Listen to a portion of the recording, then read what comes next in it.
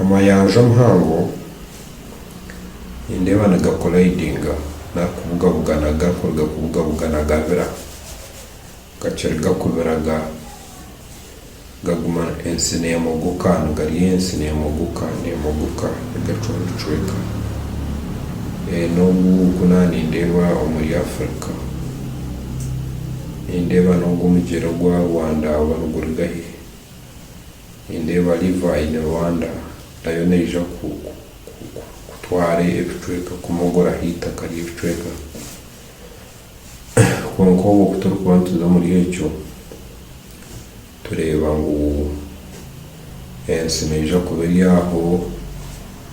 etobere nari ecweki okubumborka kwensi ensine buri furati barebe amazina ngaruko kuzumunshuro zo kuzumuna zigiriya negenda nergaho ibintu bibukuza kubaho not very soon abo kubensi nenda inshuro zensi zenda kubera ebyo kana bagambira ko kuba n'ingamba Alex mbagambira ko nani ndeba menyanja nabagete egia ya hoima anabaje bariyaza bashanje ibinyanja bitaro ibinyanja nibija kubura mu mayanja ese nuko kwisha kubona igende to changing of the world mbayire n'umutekateka ngo ese naija ku change by technology but technology neza kufa ecweke ense changing by nature hata nature niyo kuza kuchanginga technology nani yo kuza kuchanginga ense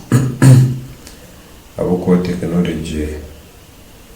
it has been tried and failed abo technology kunebasa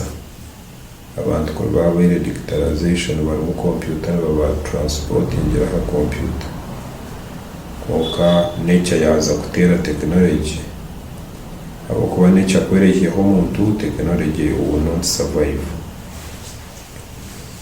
I'm talking to nature nimba ubona wa nature kuza kwitinga technology ibyo nakaba well tukagaruka humankind na human nature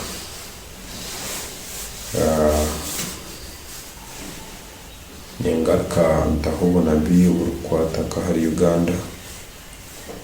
na yensiyo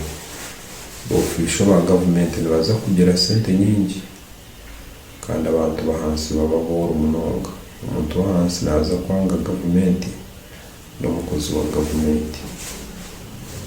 icyo niki nari kiraguraki nicyo kimwe kinani ngamba hari nature kwitinga technology